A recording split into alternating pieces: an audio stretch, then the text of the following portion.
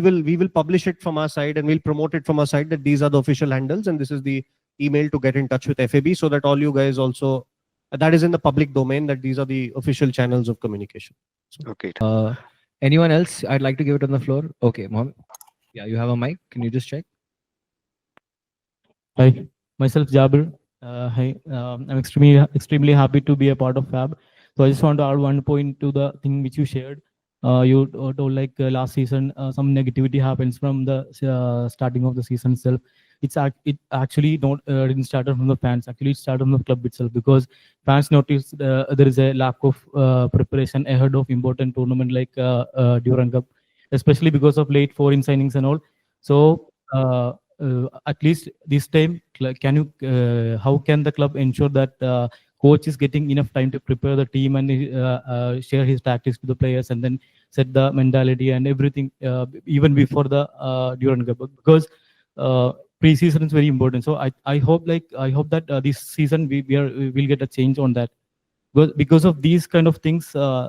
Even starting of the season itself, when fans also got disappointed, because even once an overseas player comes to India, he will get time to, he needs time to get adapt to the things and all.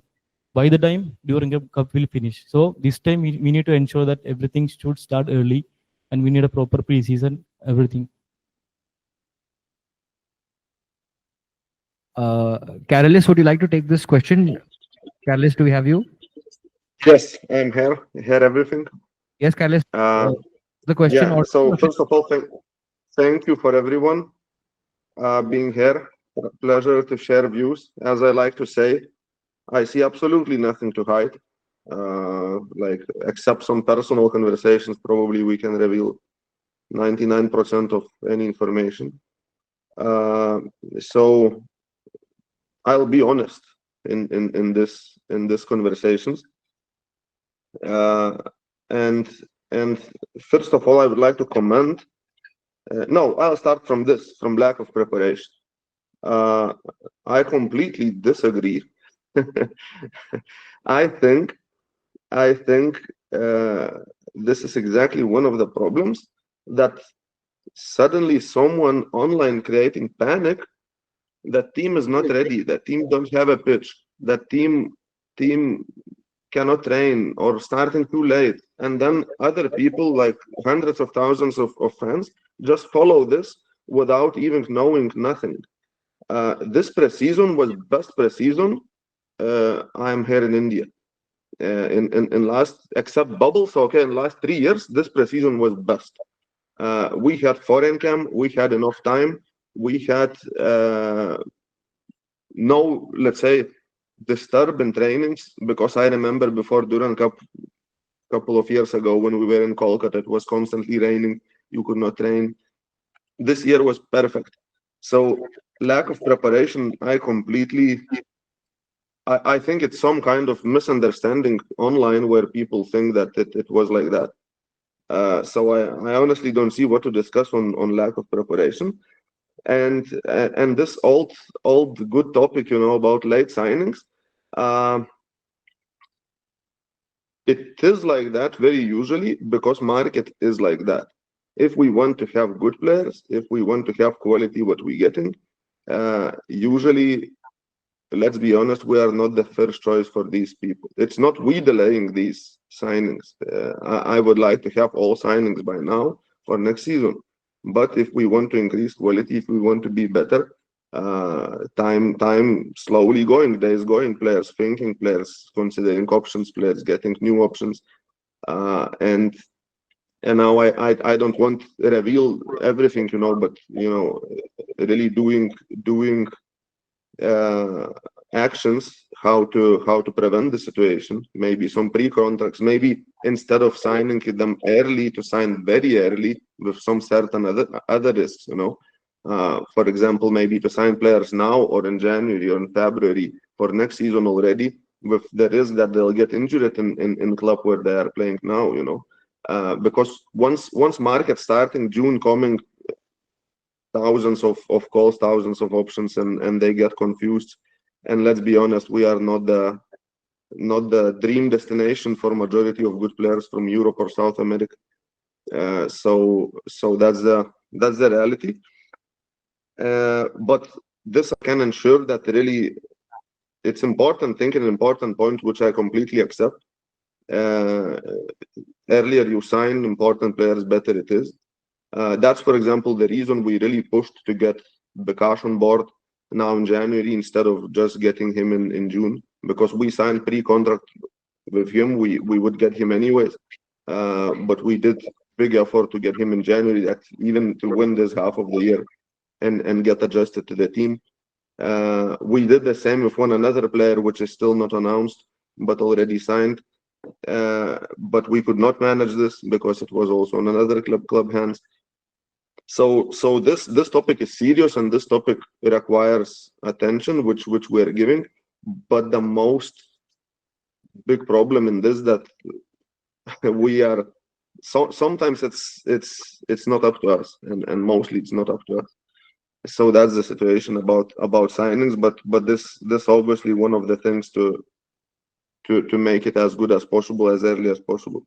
But another thing which also I want everyone to understand, we cannot compromise quality. We can sign today 6 foreigners for next season, and later we will cry because we have these players, and it will be not enough quality, it will be not enough this or that. So that's the main point. Just to add on to what Carlos said also, guys, for you to understand, how are we going to, so what happens is that when you see these online, and there are these people who do it because they know when they mention KBFC, it will get likes. First thing you should understand is, and I know where a lot of this data is picked up, is transfer market. Transfer market doesn't have values of contracts of the players. Whatever information you're getting there, this is the value of this player, that's not the value of the player. That's a perceived value of the player.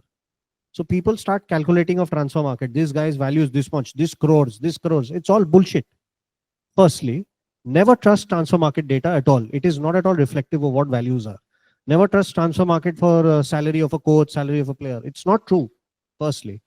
And do not be reactionary when you see this, because please understand, a lot of people, when they mention Kerala Blasters, get a lot of engagement. You guys would know it better than me.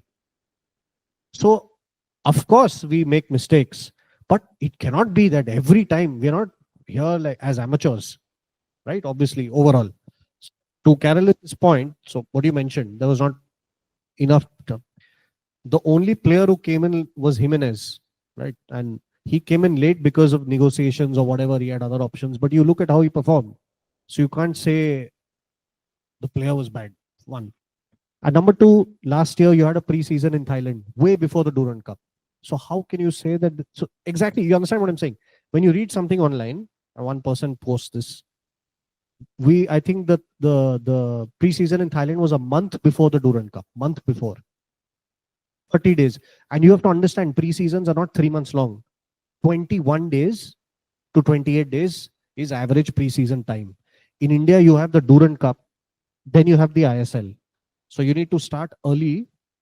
A lot of teams use the Durand Cup as pre-season. So how a pre-season works is, you start, it's a 28-day period. You train for 7 days. You play one friendly game against a slightly lower quality of opposition. Then you train for some days. You play slightly harder opposition. It's a scientific process called loading and periodization also involved in building up fitness of players, because when they come in pre-season, their fitness, etc., is low, zero almost, right? So then you play. So ideally, you get in 4 to 5 games, and then you go into your season. But here, a lot of teams also use the Durand Cup as pre-season, which we did not last year. From whatever information I have, we went to Thailand, we played 4 or 5 games, then came and played the Durand Cup. Then we stayed back in Calcutta, because when you come back to Kerala, how many games can again quality of opposition? How many will you get? So they stayed back, played some I-League teams, Mohammedan. I'm sure you guys would have known the games we played there. Played those friendlies, and then the ISL. Preparation time is not the issue. So you understand. So now this is a great example of you communicating to me, and I'm giving you the information from my side. So you've seen a tweet where somebody has said, "Oh, this preparation was shit," without knowing what has actually happened. The only thing here that you've said, mentioned rightly, is okay, get the players on time. But in this case with Jimenez, who arrived late, he had other options as well to go to. It takes time sometimes to convince a player, and obviously for Carlos and the head coach, nobody wants the player to come turn late. Everybody wants them to be available from game one. But that was a special scenario. But in the end, look at how it turned out, because we waited, we got a player who did well, right? So this is a one-off circumstance. But in terms of getting enough preparation time, I feel the club does it. Now, how it translates onto the performances, that is, of course, a different topic about whether the head coach adapted, whether he could do well with the team. That's a separate conversation. But this part I don't think the club messed up anywhere in that regard. Can you conclude? Yeah. So thanks to Carolis for sharing everything in detail. And actually, I haven't heard anything from online media or anything. This is a common feel for every fan. So actually, fans doesn't know what happened behind the club or behind the preparation or anything, but fans needs to see that in the pitch. So when we look at the preseason games, Durand Cup games and all, we are not seeing that intensity, that game style and all. So that's why fans are saying this. So we have a hope this year, as Carol has explained. So we are expecting a change in that. Yes. So look, so to me, it's very simple solution. Of course, we will not change majority of the people, but I will never deny if fans saying team performing bad, we unhappy the team losing, you guys are shit. That's normal. That's supposed to be like that. But what I am against, that you guys creating stories how bad was preseason or this or that. So that to me just looks, I don't know, unnecessary thing to do. So criticize performance, say that someone is bad, someone underperforming, someone has to do better. That's absolutely fine and normal, and it's supposed to be like that. That's the point, that the team staff, management, everyone need to be pushed, by fans. That's normal, but objectively. So that's only my point. Okay, thank you. First of all, Rakesh will go to you first. Please, Yeah, Rakesh. hi guys. So I'm Rakesh, and I'm honored to be a part of Fab. And I have a question. Like it's a collective question which we also discussed in our Fab internal meetings, and I've seen it in multiple places, that why there isn't woman or female representation in our Fab team. And also, like, can the club ensure that we'll be having it from the next panel? And also, can we see more inclusive thing, like adding some senior citizens or from LGBTQ people like that? So, can we see more inclusive or a diverse panel in our Fab? Hi, Rakesh. Thank you for your question. I'll be very honest why there was no female representation. There were very few females who applied. 90% of them were underage, under the age of 18. And a few were not, believe me, we have no reason to deny them a place here, were not up to the standards we would have expected. That's the honest truth, right? And there's no lying or sugarcoating this, because we have no reason to not put a female on the panel, because we want to be inclusive, right? So which is why I wanted to propose this to all of you.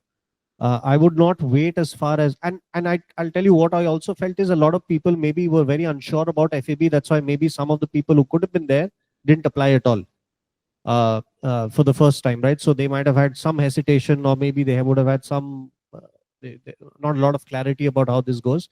So what I would propose to you, and Ajay, you can take it up as the chair, is if there are 3 or 4 members that the group, FAB group, can collectively propose to us to say, okay, there are these 3 or 4 people who we feel deserve a seat here. We'll be happy to do a process with them and include one of them in the panel. But just to tell you that we went through the entire process with every female who had applied. A lot of the entries were spam entries. Some of them were underage, and some of them were just, and it's not us who did that assessment. It was, as you guys know, you were interviewed neutral people. They didn't find them up to the bar that had to be set to make a valuable contribution. Very honest, right? So, but they are not against having, and that's why I had this in my mind. I wanted to propose that if as a group there are some people that you would want to bring forward, we'll be happy to interview them. And basis your recommendation, we want to include one from this season only going forward. And definitely, I think as the group involves, we can be more inclusive, right? This is the first phase. So and I feel just this is my 2 cents, Rakesh. Age should not be, age has no bearing on inclusivity. I feel, right? Okay. Everybody is free to apply, and one ruling has to be passed on everybody who's passionate about the club, right? If you're 80 or if you're 10, doesn't matter. Sorry, 80 or 18 doesn't matter. I feel that at least from an age perspective, I wouldn't want to segregate it. But obviously, other categories, yes, we can try and bring that into the next thing. But for Yes. age, like we've even, we've never checked your ages basically before selection, right? So it could be in anybody who has a passion to contribute as long as they're over 18. So that was the only criteria we had, right? So there's no, what do you call it? We don't want to segregate it further because it would mean you're cutting off a wider group again, so just that much. So. Yeah, thank you for confirming. Okay, we'll go to Regin now, who's on the floor here. Hello, my name is Regin. So I just want to ask about the social media posts that have been Kerala Blasters putting on, especially during in a bad phase. I understand the fact that Kerala Blasters want to market their products or merchandise or whatever they can, but despite the fact that Blasters is performing bad, we have seen posts of Kravins promoting during the lineup. So that's not been received well enough by the fans. So I just want to clarify, why that is happening. And second thing, I want to know that how will the fan groups operate now that Fab is now on the front line, especially Manapura or Kerala Blasters or 12th Man or whoever it is. How will the fan group will be now operating now onwards? So, Regin, I think you follow other leagues also in the world apart from the ISL. You follow other leagues in the world also. Which clubs do you follow? Barcelona. Yeah. So, in the past, apart from this Hansi Flick season, the last few seasons were, I think, very tough. They launched a Beatles campaign with the Beatles album on the front of their jersey in one of their shittiest phases ever. Okay. Let me explain this in more detail to you, because I think this is where there is a fundamental difference, problem in maybe perception.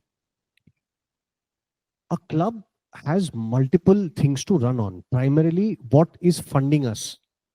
Revenue. Revenue is funding us, paying salaries, paying players' salaries, etc. Right? You want us to shut off the revenue streams for the club? No. What is also, I would really, now that you've mentioned it, I feel it's a great opportunity for you to explain to all of you what Craven is, because it has been abused to no end by everybody. Craven comes under something known as House of KBFC, which I feel was one of the most innovative measures done by any club in the history of Indian football. But it has been vilified and turned into something repulsive, which I'm really sad to see. When other clubs sell stuff with their logo on it, it's very normal in the UK. People don't comment on it. But here somehow it is vilified and these guys are selling chips. Do you know that the revenue from Craven goes back into the club? So, okay, I wanted a whiteboard here, but let me try and explain how the club works. So, you have to understand that inside the Indian Super League, every club from top to bottom is losing money. The Indian Super League has been running for 11 years. On an average, every club has lost 25 crores a year.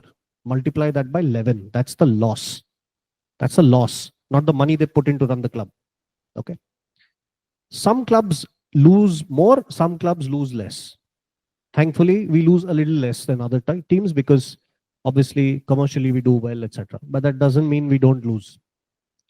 Up to date, the owners have put, this ownership has put, and this is all verifiable. You guys can go download the statements, right? It's all on the MCA.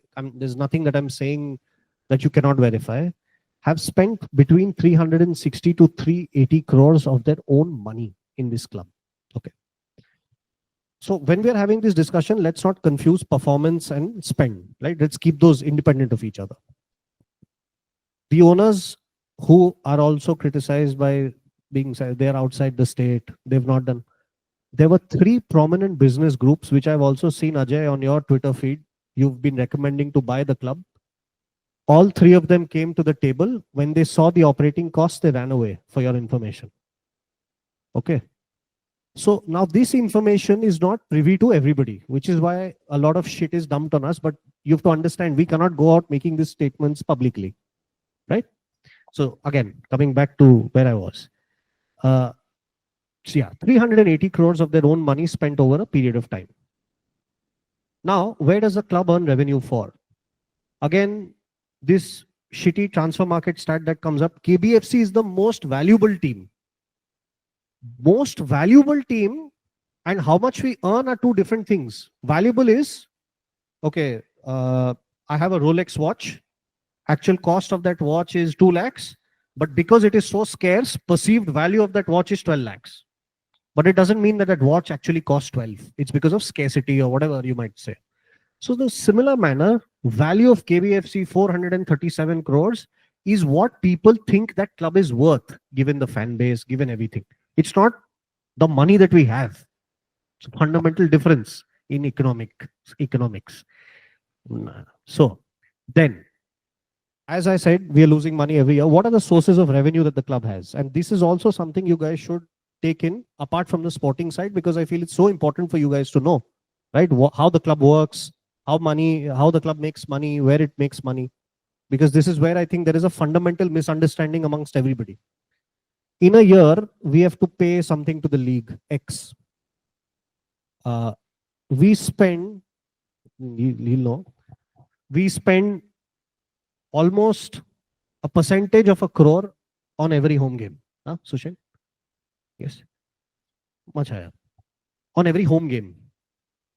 Even if 35,000 fans come to that game, the ticket revenue does not cover the cost of running a home game. Let this be very clear.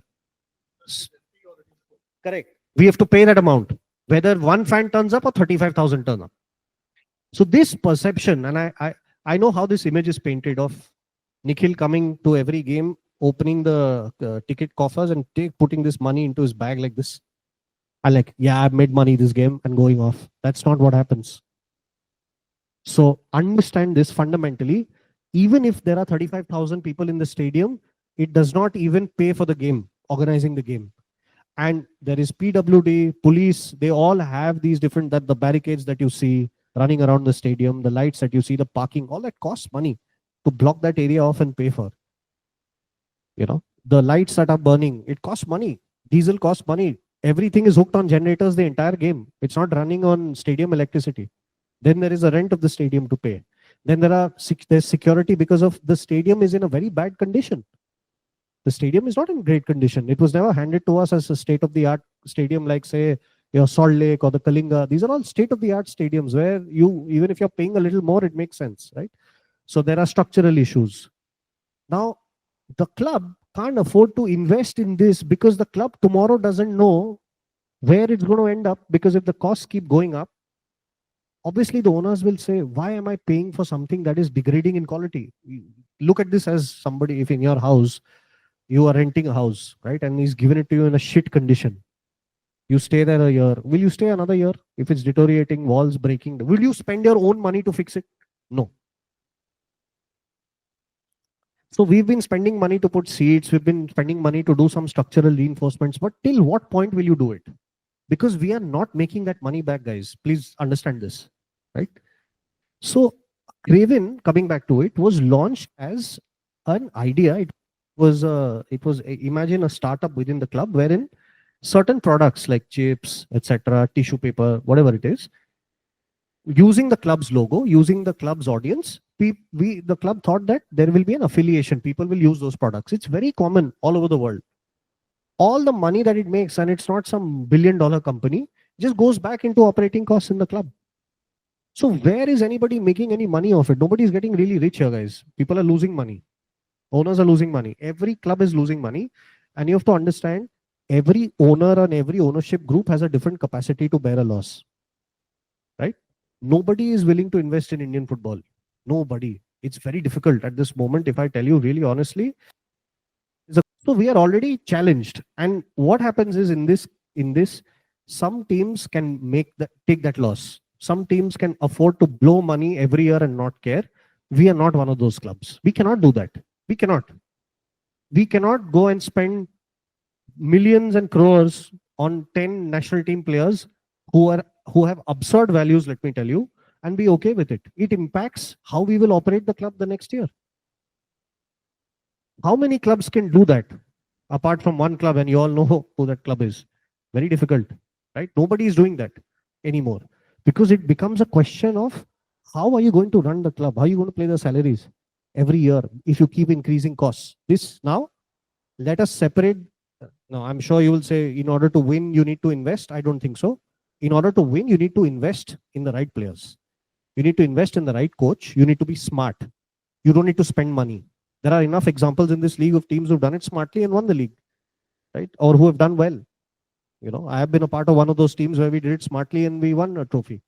So that's an example I want to share with you. It's not important to burn money every time, right? So what we have to think of is, okay, how are we smartly spending what we're already spending? How is our recruitment better?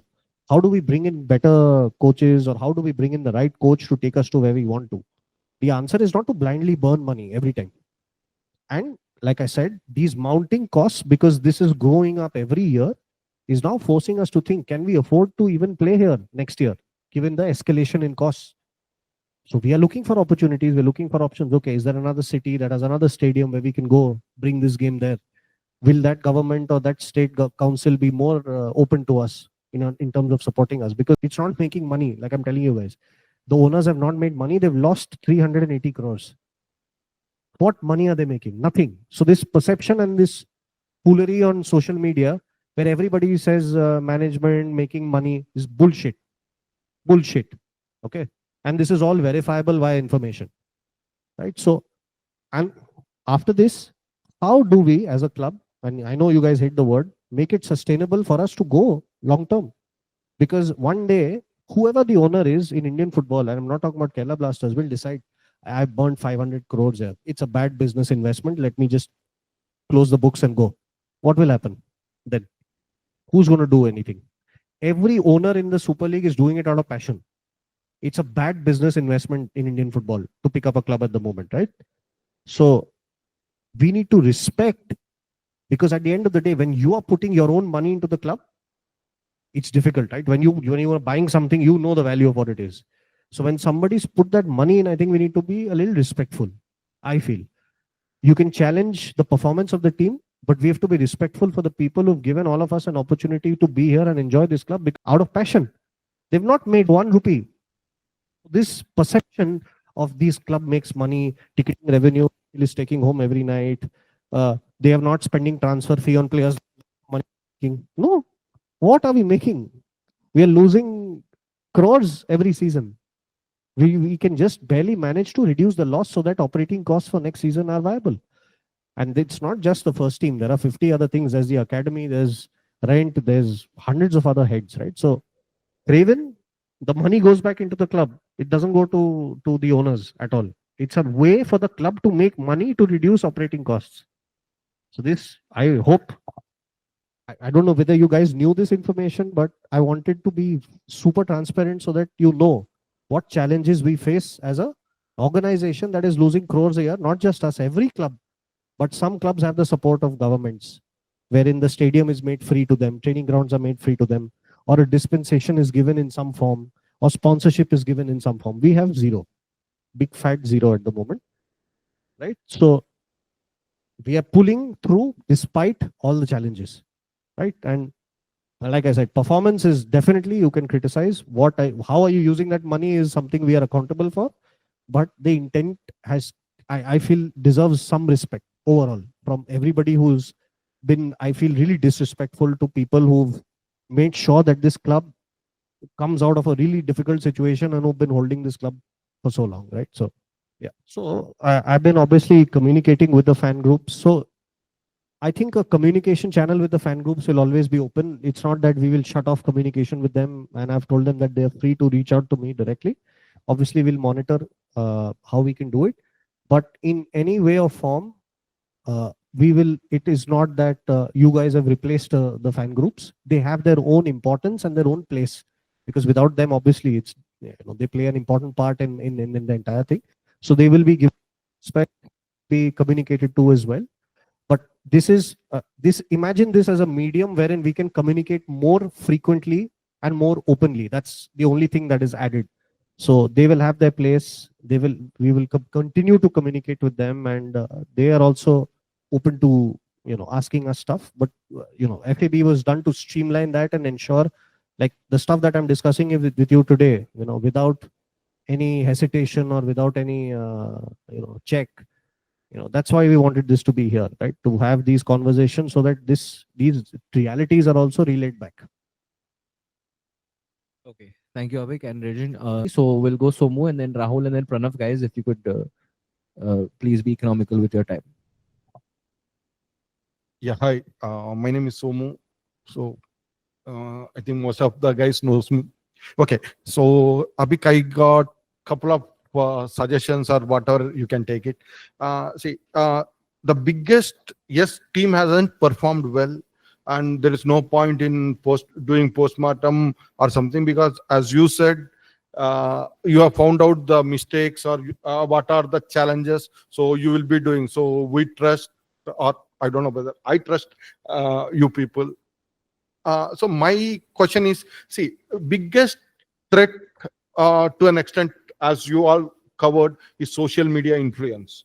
So why don't we have a social media influencers meet, so that what I understood is that a person who comes to ground, or a person who meets, who interacts, so they will have their negativity, so will be very less. So if we can have a like social media influencers meet or something, so that at least even they can also understand to an extent that, okay, what you are doing. Or see, if somebody might write a hate campaign against KBFC, but he by heart he's a KBFC fan. So because they got their other agendas or something, sort of thing. So if you can have an social media influencers meet, so that I think something can decrease the negativity, and as our motto says, win back. We can win back fans as well. So that's my suggestion. I got a couple of more suggestions. So other thing is that, see, financially, as you said, rightly said, there are a lot of people who thinks that we are earning crores. But see, I have seen Magnum Sports till 21-22. I have balance sheet with me. So what I suggest is, if it is possible, why can't you provide the one season's financial statement? I'm not saying like it's not like a balance sheet or something. Maybe a tidbits or some sort of bullet points. This is the expense what we had. This is the expense. That can, to an extent, if it is possible, that can extend some sort of negativity to an extent. And the other thing is that it is regarding away matches. See, I traveled few of the away matches. See, away matches has become like an the host clubs treat what you say away fans as their sometimes slaves, because I felt it. Let us take an example of last year, KBFC versus BFC. 99 rupees was the ticket before KBFC's match, but for KBFC it has become 450. So see, they can rise. It's a marquee match. They can rise, but I suggest that league should interfere and should have a limit, upper limit for rising the tickets. That I think that also, if possible, allot a good viewing seat, because for almost all the matches we have been seated behind the goal post. Okay, see, for analysis and abroad countries, they like behind nets. But see, we have a custom where if we sit in the middle, only then we will have a better view. and forget about that view. The thing is that it will be, remote location, something corner of a net or some sort of thing. So if you can speak to leagues on that, that would definitely helpful. So the social media thing, that's feedback we can take. I think, Manu, let's see what we can do that. Not a problem to approach it. We're always open. Regarding the books, I'll see what we can do. Definitely, that information is anyways readily downloadable. People can just go and pick it up. Away fans, I think, Sushen, you want to address. Somu, I mean, away fans, when you guys travel or when away fans come to Kochi, we control JLN Stadium. The arrangements are made by us. Similarly, 12 cities, it is done by the host teams. Okay. And point, obviously, it came to my knowledge regarding last season, BFC match, and same has been escalated to league. And if you remember season 5, 6, 4, 5, 6, there has to be better coordination in terms of between fans. Obviously, from our team checking with Manjapada and fan groups, how many fans are traveling. Other team is well informed that we expect around 1,000 Kerala Blaster fans coming for the match, so that necessary arrangements can be made. Okay, so that coordination has to happen from the fans to the club and from the club to the away club. Okay, and when it comes to the position of the stand and all, it is completely their call. That is where we cannot interfere. And now coming back to that, even away fans are complaining about JLN Stadium. Why our seat is here? They feel threatened, or it should be center one below Manjapada. Okay, but that is completely our call, where we feel away fans are more safe, because entry from North Mackenbag coming in straight to the away fans stadium. If you remember, earlier we had it on the other side, and then we shifted this so that they can easily walk in and they can easily go out without any any problems, irrespective of the results and all. So point was taken up with the league also. It has been escalated, and also recommendation from our side have gone, if league can interfere more into these fan engagement things, for that, so that there is a consistency among all 12 stadiums, that you have the similar kind of experiences. Okay. Second point was obviously I got to know that the entry point was very there was only one entry. So this was escalated. I think BFC also posted on their social media, and we also posted during the match, to book only for the away stand. And as per the rules, if for example 10 away fans are in BFC stand, there are high risk of any fights happening or anything happening. It's a threat. So in order to mitigate that, that is what every club home team does, is those fans are moved to the away stand, irrespective where you buy. And obviously, on the ticketing portal, you can highlight that this is the away stand, but you cannot compel anyone to buy only that stand. If that stand is sold out, as a KBFC fan, I can book any stand and be there. But it becomes our responsibility as hosting the matches to ensure the public safety. Okay, that we had that incident, I think 2 years back in BFC, where fans agitation and fight happened. It shows very bad reputation about the club and the whole league. So there are protocols, and there are all the government stakeholders are involved. So there are these policies which we have to follow. So this has been escalated, and coming season again, your request, if there is more coordination from fans when they're traveling. And I remember, we have had call. You've called me from Kolkata. I remember that incident in Kolkata, and there was some issue with flags being stopped. That is their Bengal police, their protocols. Here we allow Kerala police is little supportive, lenient, and in all those matters. So we ensure those things are done and prior permissions are taken. For example, banners, there is a protocol, that we have to share it with the police, or anything, or sticks, for example, or the drums or the loudspeakers, everything. Those things, special permissions have to be taken, clearances have to be taken, which we guys do. And that depends from state to state. So we cannot interfere and tell, okay, in Kolkata, this was not allowed, so we cannot allow it here. That doesn't show us as a good host. Okay. And there, when the problem comes, when fan groups or their whoever is there, if they get in touch with the club, we do our best to ensure that those things are resolved through the central team, as well as having a relationship with other teams, operations teams. Security concern, we can just call the security manager there and ask them to sort it out. Okay, so they are very supportive. See, on the pitch, it is a rivalry. Off the pitch, for all of us, it's more about public safety. Okay, so point taken, this was escalated, and the same has been communicated to league also to have more interference into it. Second was about ticket pricing. Yes, that is uncalled for from 99 rupees to 450 rupees, and that too, there has to be a rationale. You know, if it is a premium viewing gallery and it's a high key match, they can increase.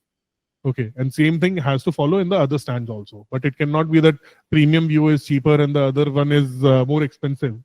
So same has been taken up with the league for to be discussed among all the teams. That okay, fine, because ticketing is policy is completely on the clubs to fix the pricing and all, but the rationale has to be there. So league will take it up with all the teams in the coming season. I think it's been 2 seasons and we have been escalating it to the league to resolve this. And even if you increase, then other stands prices also should be increased proportionately.